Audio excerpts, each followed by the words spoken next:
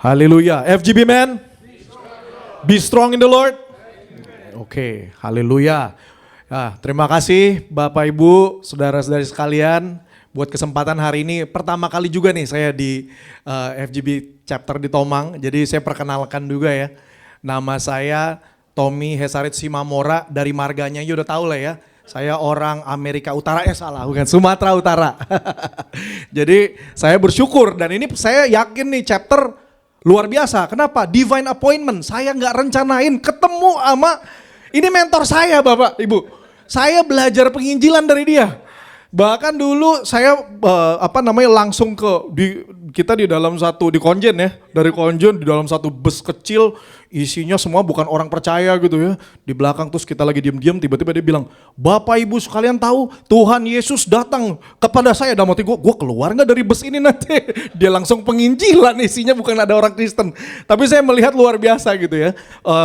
Bagaimana Tuhan bisa melakukan hal-hal yang ajaib, dan bahkan kayak sehari ini nggak rencana Tuhan melakukan akhirnya ada divine appointment. Nah, saya juga bersyukur sama orang seperti Pak Hartadi tadi, itu accountabilitas tuh, bisa kasih tauin lah. 55, 85, tambah 45, 130. Karena saya bendahara, saudara-saudara. Kalau di gereja saya ini bendahara, di gereja saya di FGF Global.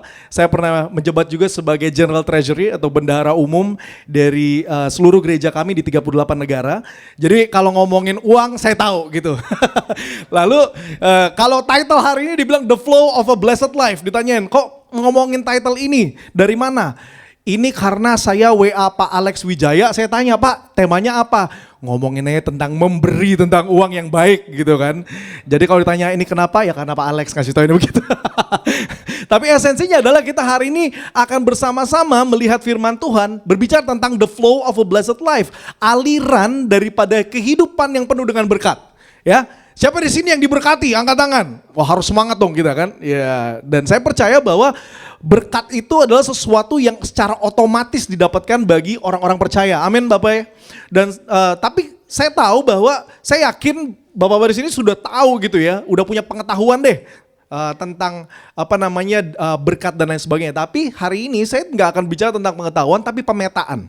Karena seringkali kita tahu ini atas bawah kanan kiri, tapi kita tidak pernah memetakan dan meredefinisikan untuk kehidupan kita. Nah, kita akan bersama-sama ya. Nanti kalau misalnya bisa baca, terus kita bisa baca ayatnya, mungkin kalau yang belakang kecil kelihatannya ya. Nanti kita akan bareng-bareng baca, oke? The flow of a blessed life. Nah, ini ayat pertamanya Yohanes 7 ayat 38. Kita baca bareng-bareng ya biar gempa di sini dengan firman Tuhan gitu. Oke, 1 2 3.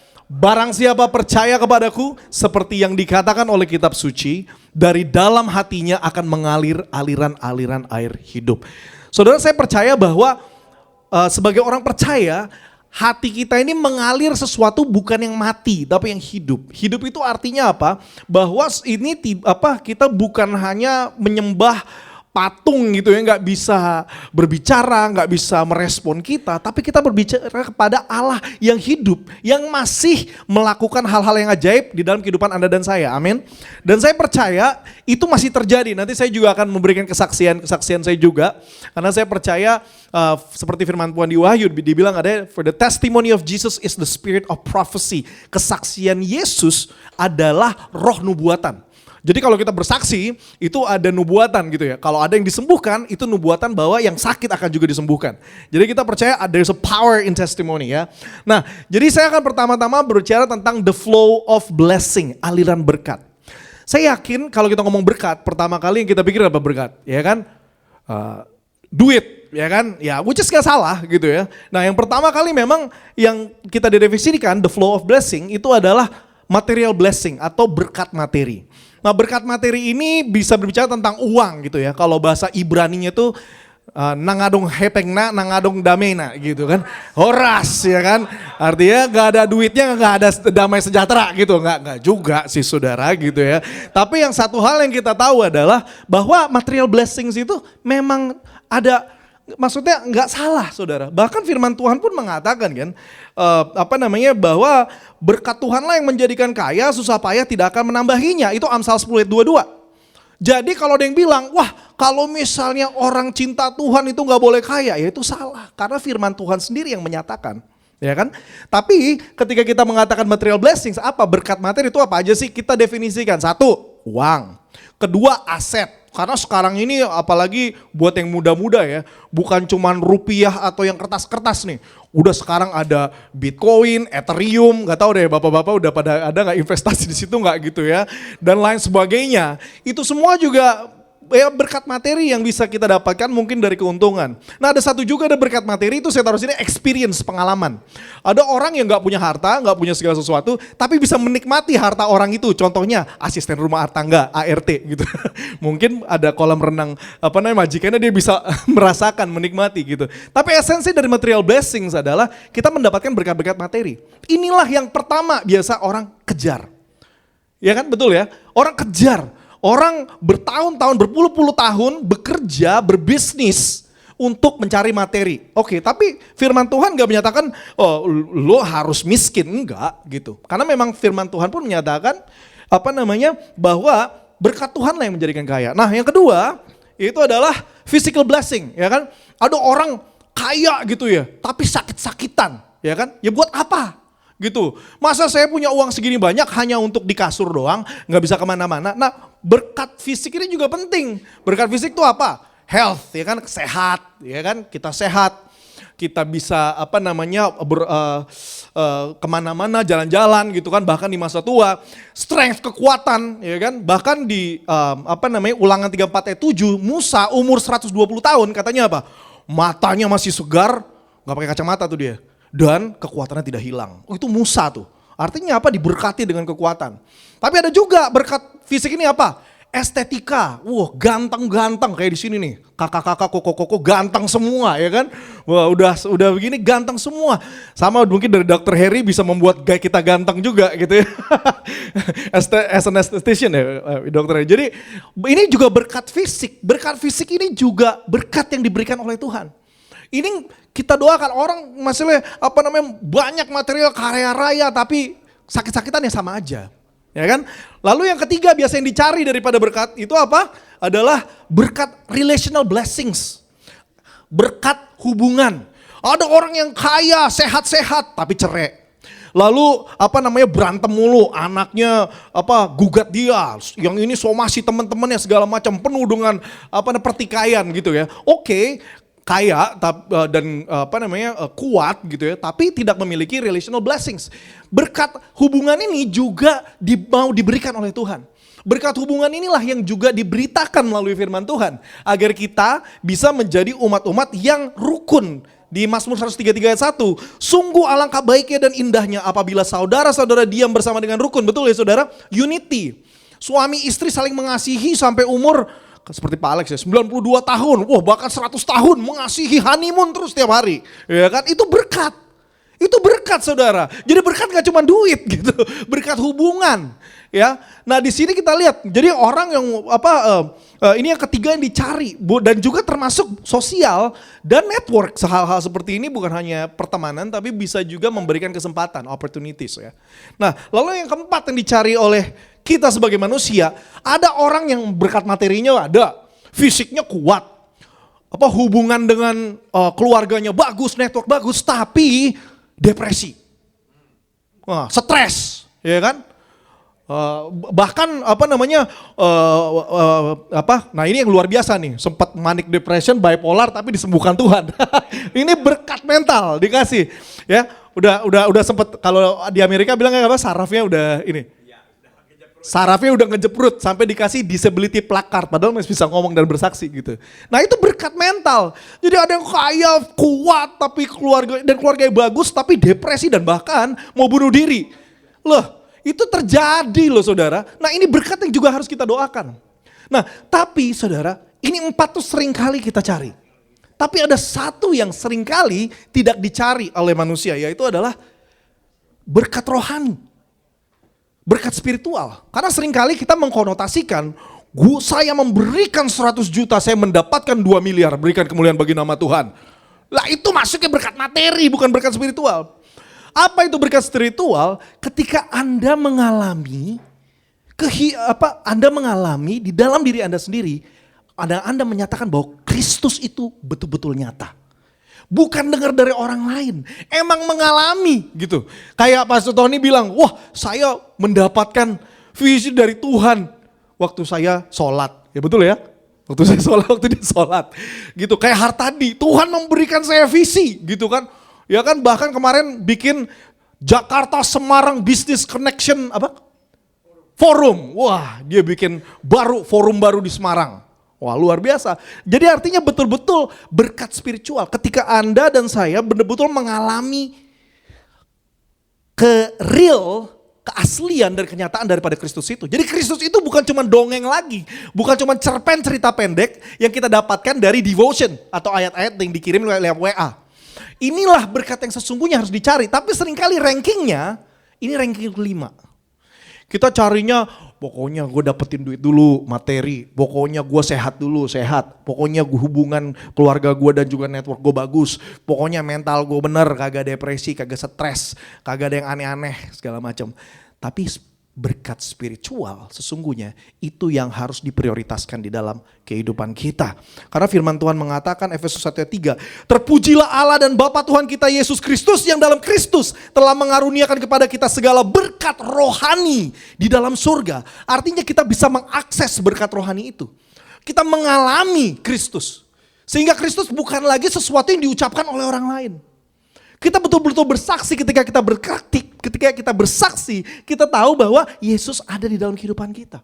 Dan saya percaya inilah berkat yang harus kita cari. Oleh sebab itu, alirannya harus dibalik. Bapak Ibu sekalian, ada ibu di sini jadi saya ngomong ada ibu. Lalu dibalik, rankingnya dibalik, jadi seperti ini. Nomor 1 spiritual blessing. Ketika orang penuh dengan roh dan mengetahui Kristus dalam hidup saya sehari-hari. Ini tadi kita ngomongin hari Pentakosta 2 hari yang lalu ya. Berhari-hari kita bersama dengan Roh Kudus, dengan kuasa Yesus. Kita mengerjakan pekerja untuk kemuliaan namanya. Sehingga kita mendapatkan mental yang kuat, mental yang tidak depresi, mental yang sehat. Kita akan terus melayani Tuhan. Dan dengan itu kita juga mendapatkan hubungan yang baik. Karena mental kita baik, hubungan kita dengan istri baik, dengan teman-teman baik, dengan network baik, dan akhirnya kita pun menjadi sehat, olahraga, dan kita diberikan kuasa untuk mencari kesejahteraan. Inilah prinsip aliran daripada berkat yang sesungguhnya. Sehingga kita harus redefinisikan prioritas dalam berkat. Jadi kalau dibilang Tuhan memberkatimu, kalau saudara ngasih nih, wah kalau Hartadi tadi ngasih 130 juta, waduh dari anggarannya saya sampai hafal tuh ya, bener kan? Kalau dia bilang komanya pun saya hafal karena saya bendahara gitu. Ya. Tapi saya ini a volunteering minister, jadi saya tidak digaji oleh gereja. Karena saya sendiri adalah pengusaha, saya sendiri adalah businessman. Tapi di situ saya belajar gitu, bagaimana kita harus tetap setia kepada Tuhan apapun yang Tuhan berikan kepada kita. Dan kita lihat di sini adalah bahwa Tuhan akan memberikan yang terbaik jika kita memprioritaskan hal yang rohani terlebih dahulu. Saya mau memberikan kesaksian seperti ini saudara. Dulu di tahun 2011 itu saya pernah jadi misionaris. Ya ini walaupun bisnis sedikit, nanti bisnis di belakang lah, kita ngomong ini dulu perkenalan. Saya pernah jadi misionaris ke Nepal. Dan pada waktu itu kita membangun gereja pertama di Nepal. Dan di Nepal itu merupakan salah satu negara yang unreached. Karena mereka itu memang Hinduism dan juga Buddhism ya. Lebih gede, itu 97%. Sehingga Kristen itu di bawah 1%. Nah kita merupakan gereja yang pertama waktu itu juga melakukan pembangunan by the grace of God dengan kasih karunia Tuhan. Dan bahkan kita waktu itu di 2011 membuka di Gorkha ya. Itu Gorkha itu yang tentara Gorkha yang dulu di hire sama Inggris lah ya untuk perang. Dan itu adalah tempat yang lumayan brutal gitu. Tapi Tuhan membukakan jalan dan kita membuka gereja juga di sana.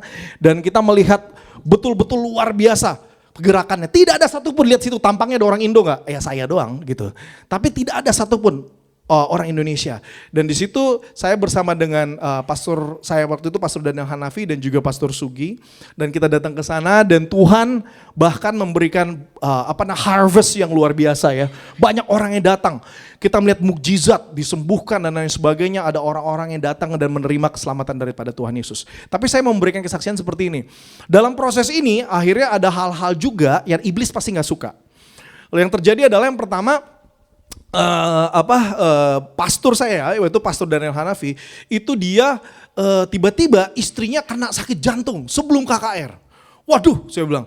Akhirnya dia bilang saya harus saya KKR 1 ini, setelah itu saya harus cancel semua flight. Jadi dia pergi tuh, balik ke Los Angeles karena istrinya waktu itu anak-anaknya minta dia untuk balik.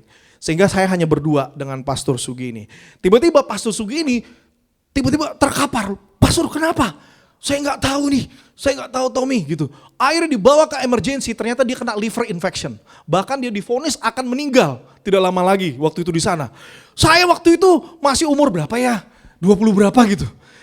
Tiba-tiba saya harus memimpin semua pendeta-pendeta ini dan KKR. Dalam hati saya, Tuhan saya nggak memiliki kekuatan, saya nggak memiliki pengalaman. Tapi saya tahu satu, berkat rohani itu adalah Tuhan bersama dengan saya. Problem gak hilang, masalah gak hilang, tapi Tuhan bersama dengan saya. Dengan keterbatasan saya, dengan pengalaman saya yang kecil, akhirnya saya datang. Saya mau memimpin segala macam, pakai materi yang ngambil dari gereja juga sih. Tapi di situ saya bersaksi dan juga memberitakan firman. Singkat cerita, akhirnya saya tetap melayani pastor saya ini, Pastor Sugi. Dan saya bilang, Pastor, saya mau kita pastor ini kan lagi sakit. Ya udah, nggak apa-apa. Saya kasih makan dia. Saya suapin dia nggak bisa bergerak. Lalu dia nggak bisa pergi-pergian. Jadi kalau mau kemana saya yang ambilin. Saya yang suapin, kasih minum dia.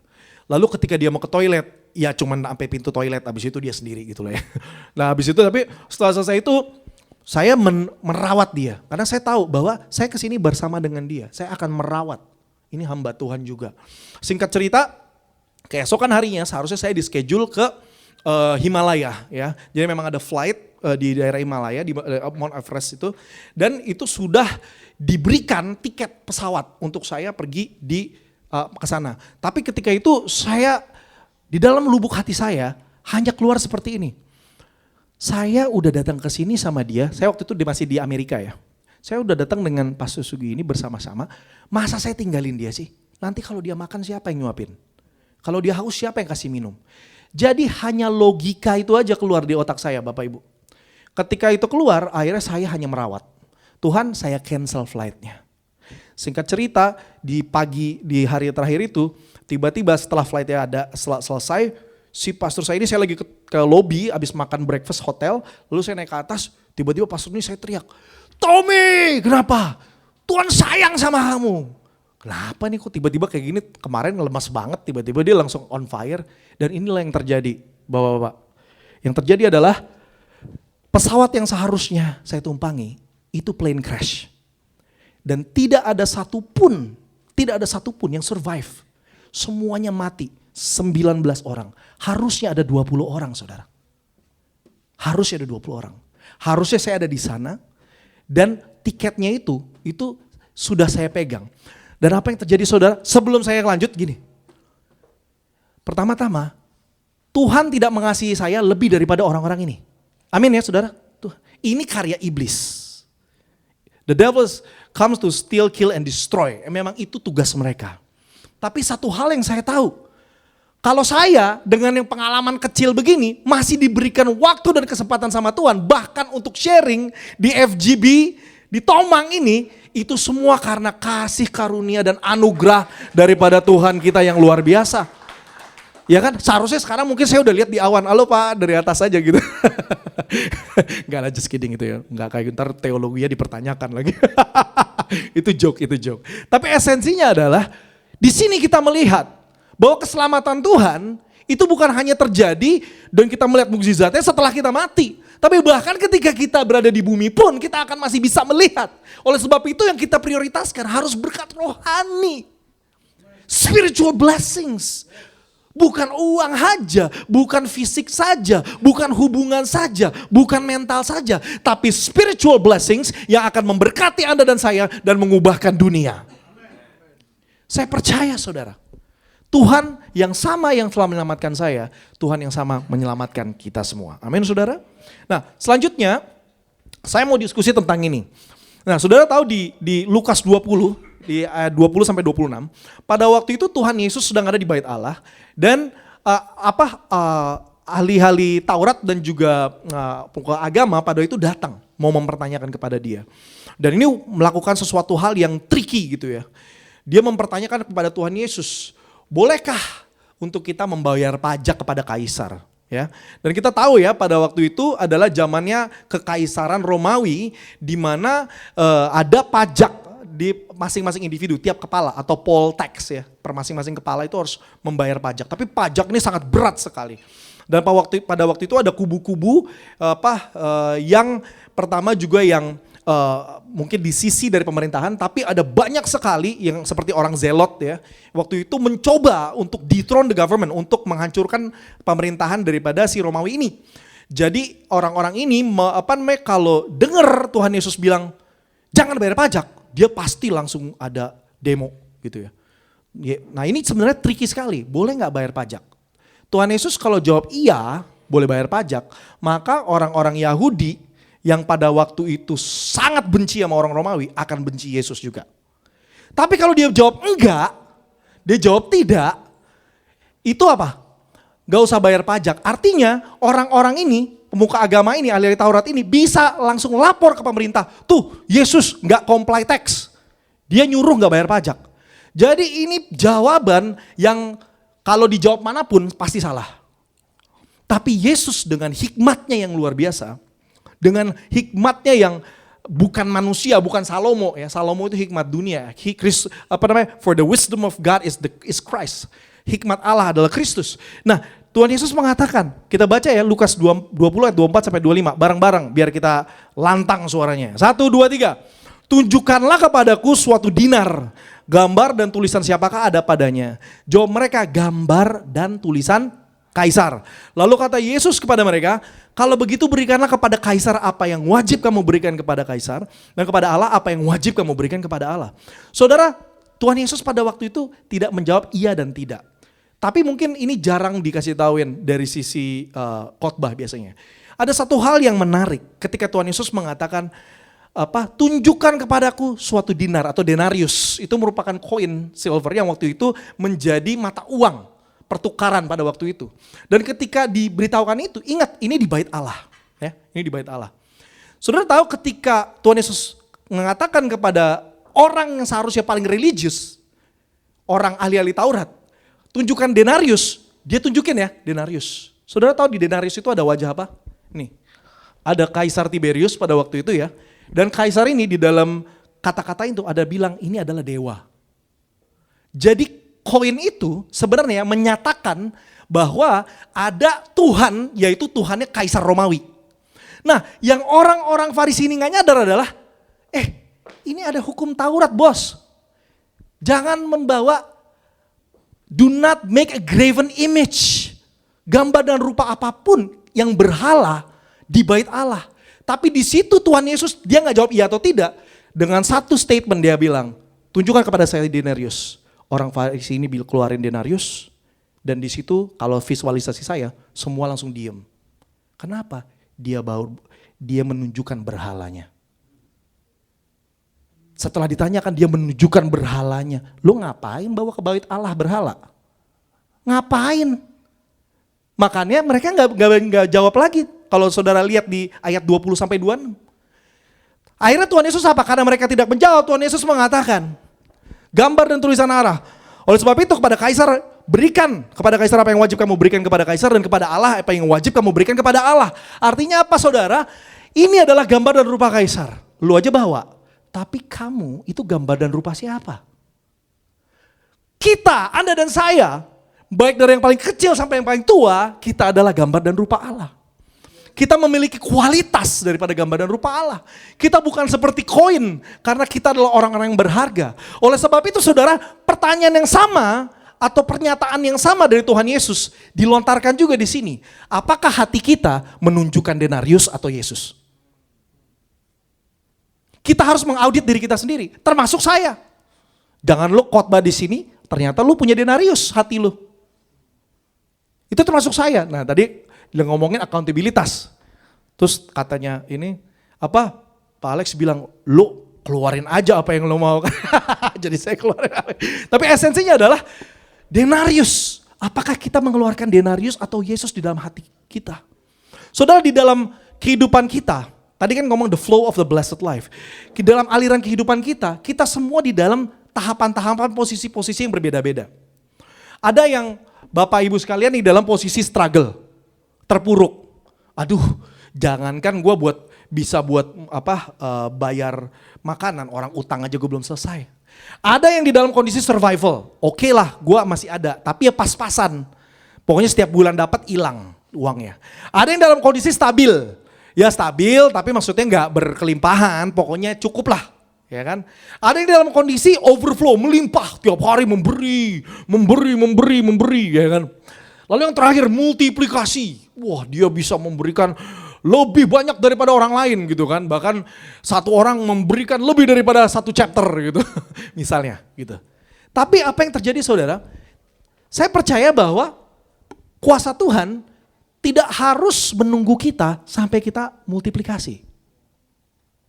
Karena kasih karunia Tuhan itu bekerja di setiap tahapan kehidupan kita. Ingat loh saudara, orang Nabi Elia yang mampu memultiplikasi dan bahkan revive someone from the dead. Ya.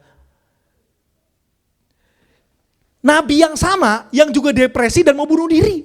Jadi itu dia sudah di dalam level multiplikasi tapi dia mau bunuh diri. Nabi Elia loh, itu lebih diurapi daripada kita semua di sini. Dia mau bunuh diri. Jadi artinya kuasa Tuhan tidak mau menunggu kita sampai multiplikasi. Tuhan, kuasa Tuhan, karya Tuhan bisa bekerja di tiap tahapan-tahapan ini. Oleh sebab itu saya mau encourage, apabila ada bapak-bapak yang di dalam struggle, mungkin di sini kita kelihatannya baik-baik saja, tapi mungkin kita terpuruk. Saya mau mengatakan pada saudara, kasih karunia Tuhan ada dan cukup bagi saudara. Karena yang tahu cuma saudara. Nggak mungkin dong kita bilang sini Pak utang saya 12 miliar, kan nggak mungkin dong ya kan. Masa diumbar-umbar, biasanya kan yang bikin gitu slick OJK atau BI checking, bank aja tuh kan yang ngecekin gitu kalau ada call 5 misalnya gitu kan. Karena dulu saya juga sempat di bank gitu. Jadi saya lihat saudara bahwa di tiap Tuhan bisa masuk di tiap tahapan. Tapi ada satu hal yang menurut saya ini kunci daripada damai sejahtera dan kehidupan yang penuh di dalam Tuhan. Nah kuncinya adalah di ayat ini, Ecclesiastes 5 ayat 19. Nah sebelum saya ngomongin ayatnya, atau Pengkhotbah 5 ayat 15. Nggak lama yang lalu saya ketemu sama teman saya, ya dia salah satu eksportir dari, adalah ya produk yang terbesar di Indonesia, lah eksportir terbesar di Indonesia, dia baru TBK kira-kira satu tahun yang lalu. Tapi sebenarnya sebelum TBK dia itu memang sudah well established dan udah betul-betul sejahtera lah hidupnya gitu ya. Dan ketika dia ngomong kayak gitu, saya TBK nih, lalu saya bisa dapat capital, flow modal dari pasar modal, dari private equity dan lain sebagainya, dari penerbitan. Terus dia bilang sama saya gini, iya tapi saya pikir saya malah tidur lebih tenang, tapi sekarang malah lebih susah tidur. Kenapa? Harus ada laporan audit setiap kuartal, ya kan? Harus ada komisaris independen, ada radirkom, rapat direksi dan komisaris. Dia harus bikin story akuisisi, ini harus ada dividen, treasury stock dan lain sebagainya. Namanya TBK harus dipikirkan. Saya pikir malah saya lebih nggak bisa tidur Pak. Nah terus saya bilang, saya keluarkan ayat ini. Bapak ini kan maksudnya udah konglomerat gitu ya. Dia salah satu VIP Ferrari dan juga Lamborghini Indonesia. Tapi ada satu kunci daripada apa yang kita, bagaimana kita bisa terus penuh dengan kehidupan di dalam kehidupan kita. Regardless saudara dimanapun tahapannya. Yaitu ini, kita baca bareng-bareng ya. Aduh bahasa Inggris lagi, gak apa-apa lah ya. 1, 2, 3. Everyone also to whom God has given wealth and possession and power to enjoy them and to accept his lot and rejoice in his toil. This is the gift of God. Power to enjoy, kuasa untuk menikmati. Ternyata Bapak Ibu sekalian, untuk menikmati sesuatu Anda butuh kuasa. Oleh sebab itu banyak orang yang berjuang sampai mati tidak bisa menikmati apa yang dia miliki. Karena ternyata Tuhan memberikan kuasa untuk kita bisa menikmati apa yang ada di depan mata kita. Itu otoritas dari surga. Dan ternyata ini dicari sama orang-orang yang paling kaya di dunia ini. Dan melalui uang mereka tidak bisa mendapatkannya. Tapi puji syukur atas Tuhan Yesus karena Anda dan saya mendapatkan kuasa untuk menikmati. Katakan bersama-sama, kuasa untuk menikmati. 1, 2, 3. Kuasa untuk menikmati. Kita menikmati istri kita yang mungkin tadinya muda belia sekarang sudah tua, nenek-nenek tapi paling cantik sedunia, ya enggak? Ya kan? Kita menikmati anak kita walaupun dia baru ngelempar mungkin bola, saya menikmati anak saya. Ya kan, hubungan yang baik kita menikmati saudara, menikmati tempe dengan nasi goreng yang luar biasa, rasanya 5-star hotel. Ternyata untuk menikmati sesuatu dibutuhkan power. Inilah yang menjadi miskonsepsi yang dunia ini lakukan. Kita mencari untuk bisa otomatis mendapatkan kenikmatan, tapi pada akhirnya itulah yang malah menjauh dari kehidupan kita. Karena sumber daripada kenikmatan adalah Yesus Kristus, Tuhan dan Juru Selamat kita semua. Oleh sebab itu kalau saudara mau doa, Tuhan berikan saya kuasa untuk menikmati. Kuasa itu apa? Dikasih. Kita beda kayak kuasanya pemerintahan. Ya bisa juga dikasih gitu ya. Kursi menteri atau kursi apa dari parpol dan segala macam. Itu kan dikasih juga. Tapi itu manusia. Kalau Tuhan dia memberikan secara cuma-cuma kepada kita. Karena Yesus sudah mati di atas kayu salib bagi kita semua. Oleh sebab itu akses. Saudara akses kenikmatan itu. Bukan kenikmatan seks. Bukan kenikmatan uang, foya-foya, spending. Tapi kenikmatan surgawi. Dan Tuhan yang menciptakan kenikmatan itu untuk Anda dan saya bisa nikmati. Saya percaya ini adalah kunci. Oleh sebab itu, orang yang terpuruk pun seperti janda yang memberikan 2 dinar doang, dia tuh paling miskin, tapi Tuhan Yesus mengatakan dia memberi lebih daripada orang-orang yang kaya yang ada di sana. Kenapa saudara? Dia diberikan kuasa untuk menikmati. Bahkan dari uang kekurangannya dia berikan. Dan orang yang kaya pun juga bisa menikmati. Ya kan? Orang yang kaya pun juga bisa menikmati kolam renangnya. Jadi gue gak harus kerja keras terus, gue bisa berenang sekali-sekali. Ya kan? Bisa ke Bali atau ya gak harus ke Bali lah gitu ya. Tapi ketika misalnya contoh pergi ke US bukan bisnis trip lagi. Bisa menikmati bersama anak-anak, bersama istri. Itu sesuatu hal yang luar biasa. Itulah warisan yang bisa Anda berikan kepada seluruh keturunan saudara. Inilah sesuatu yang luar biasa. Dan saudara yang terakhir itu adalah saya mau membicarakan ini. Yesaya 2 ayat 2. Kalau yang bisa baca bersama-sama kita baca bersama-sama. 1, 2, 3. Akan terjadi pada hari-hari yang akhir, gunung tempat rumah Tuhan akan berdiri tegak di hulu gunung-gunung dan menjulang tinggi di atas bukit-bukit. Segala bangsa akan berduyun-duyun ke sana. Ini di Yesaya 2 ayat 2. Saudara kalau di terjemahannya itu katanya adalah begini. All nation shall flow to the mountain. Bangsa-bangsa akan mengalir ke gunungnya Tuhan. Artinya apa?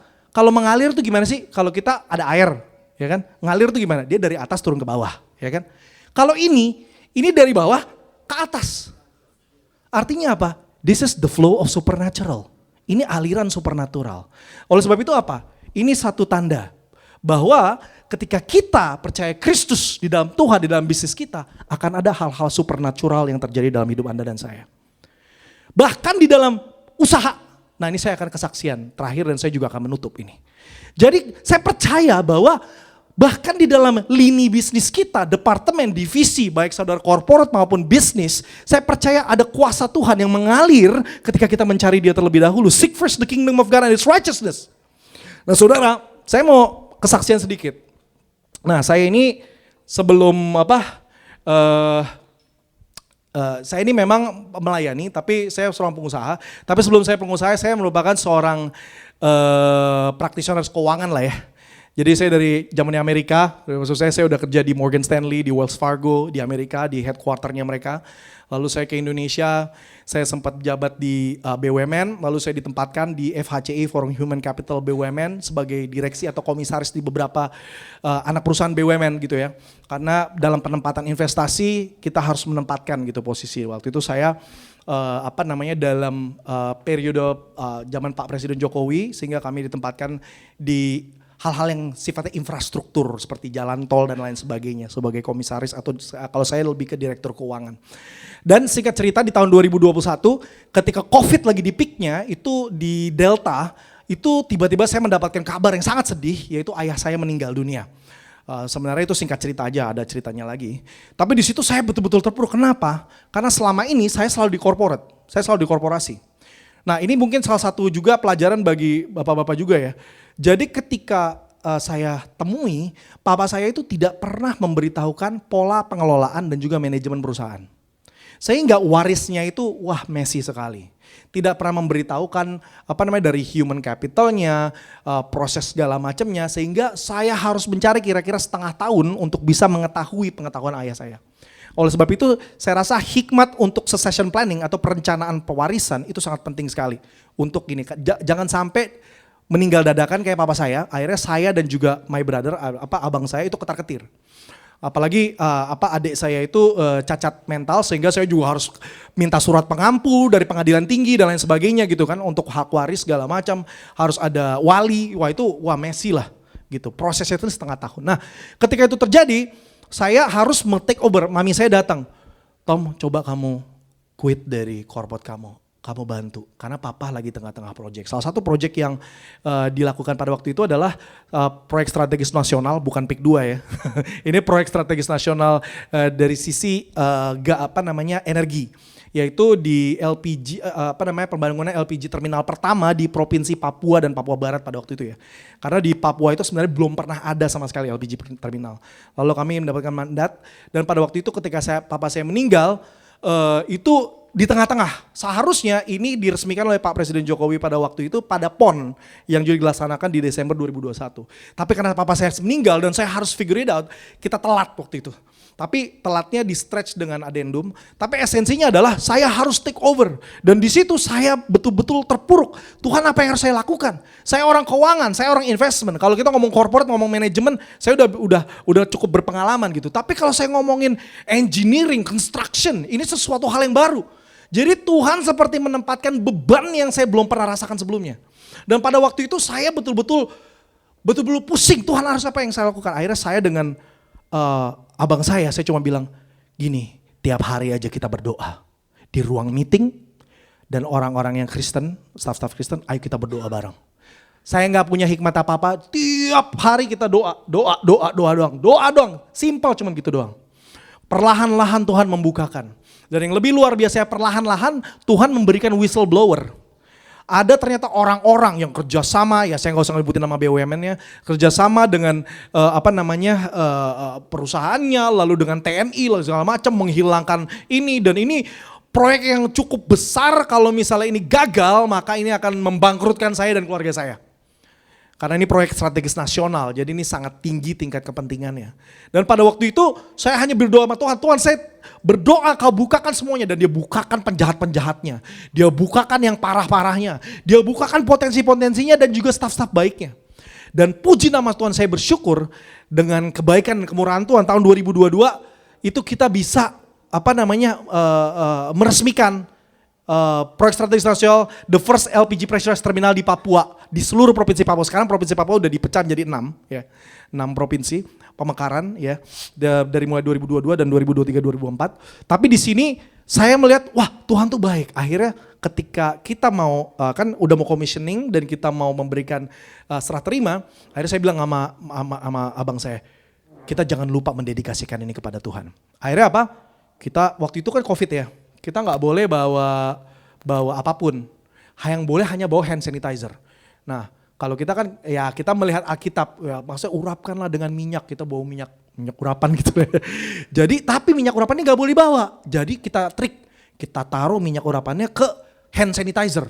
Ya, jadi kelihatannya seakan-akan saya bawa hand sanitizer, padahal itu minyak urapan gitu kan. Akhirnya dari belakang, kan kita dijaga TNI semua kan, udah gak boleh nih. Kan ada JT-nya juga, jadi kita udah bener-bener strict lah.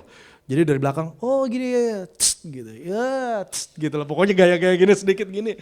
Semua kita naik ke atas, semua kita urapi segala macam. Dan kita melakukan itu dengan cuma hanya satu hal, karena ini menjadi simbolis bahwa kita mendedikasikan. Ini semua terjadi karena kebaikan dan kemurahan hati Tuhan.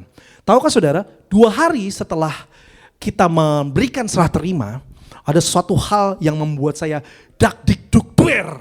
Tiba-tiba terjadi gempa. Dan gempa itu titiknya itu hanya 7-10 menit dari tempat ini. Kalau saudara lihat ini di detik, RSUD masjid rusak, jalanan rusak. Dan itu sampai ada tewas. Dan mall itu di lantai paling atas itu roboh. Lalu ada keretakan. Tuh, ini adalah gedung Provinsi Papua mengalami kerusakan setelah gempa bumi. Dan mereka bahkan mengalokasikan APBD yang cukup besar untuk melakukan pembenahan kembali. Dan pada waktu itu saya freak out, waduh baru juga kayak gini gimana nih, pusing gitu. Akhirnya kami menelpon GM dan kebetulan di sana ya di regional gitu. Pak bagaimana Pak begini? Dan tahu gak saudara apa katanya? Tidak ada satu keretakan sipil pun terjadi di tiap-tiap tempat yang kami bangun. Dan di situ kita melihat apa? Tuhan bekerja bahkan di dalam pekerjaan saudara. Jadi jangan keluarkan Tuhan dari kegiatan bisnis dan korporasi saudara. Karena dia dapat bekerja. Dia dapat melindungi kita. Dan di situ saya melihat Tuhan Yesuslah yang menyelamatkan saya. Kenapa? Karena nomor satu, oke, gue dibantu sama orang-orang yang lebih hebat. Tapi kalau gempa ini orang mau ngebantu kita, presiden pun gak bisa bantuin kita gitu. Kalau roboh ya roboh aja. Tapi yang bantuin saya lebih tinggi dari presiden. Dia adalah raja di atas segala raja. Dia adalah Tuhan di atas segala Tuhan. Yesus Kristus namanya. Haleluya saudara. Inilah yang kita harus integrasikan di dalam kehidupan kita. Yaitu adalah ternyata Tuhan tidak mau kita mengeluarkan kuasanya dari pekerjaan kita. Oleh sebab itu inilah aliran daripada Tuhan dan surga. Yaitu untuk kita bisa bersama-sama mengalami berkat spiritual. Mengalami kenikmatan yang luar biasa. Dan hal-hal yang supernatural yang terjadi dalam hidup Anda dan saya. Haleluya. Mari kita berdoa bersama-sama ya. Bapa di surga, terima kasih ya Tuhan atas firman yang telah disampaikan. Bapa, kami percaya Tuhan Yesus, kau bukanlah sebuah dongeng. Kau bukanlah Allah yang dipatung yang tidak bisa berbicara kembali kepada kita. Kau adalah Allah yang hidup dan pada saat ini juga bahkan Engkau bersama-sama dengan kami. Roh Kudus, kami memuliakan nama-Mu. 2 hari yang lalu kami merayakan hari Pentakosta. Terima kasih Kau sudah datang ke bumi karena Yesus sudah mati di atas kayu salib. Sehingga kami bukan lagi yatim piatu, bukan hanya orang-orang yang biasa karena Kau bersama dengan kami. Bahkan ketika kami sendiri, bahkan ketika kami di dalam kamar kami, di kursi roda, di dalam rumah sakit, di perusahaan kami, di ruang meeting, di hotel, Engkau bersama dengan kami, Engkau tidak meninggalkan kami. Terima kasih Roh Kudus. Dan pada saat ini ya Tuhan, aku berdoa di dalam nama Tuhan Yesus. Biarlah Tuhan berkat spiritual ada di tempat ini. Biarlah umat-umat-Mu di sini Tuhan bisa merasakan kenikmatan surgawi yang luar biasa. Dan hal-hal yang supernatural akan terjadi di dalam kehidupan kita. Sehingga kita bisa memuliakan nama Tuhan Yesus. Semua yang percaya di dalam nama Yesus sama-sama katakan amin. Puji nama Tuhan. Haleluya, saya serahkan lagi.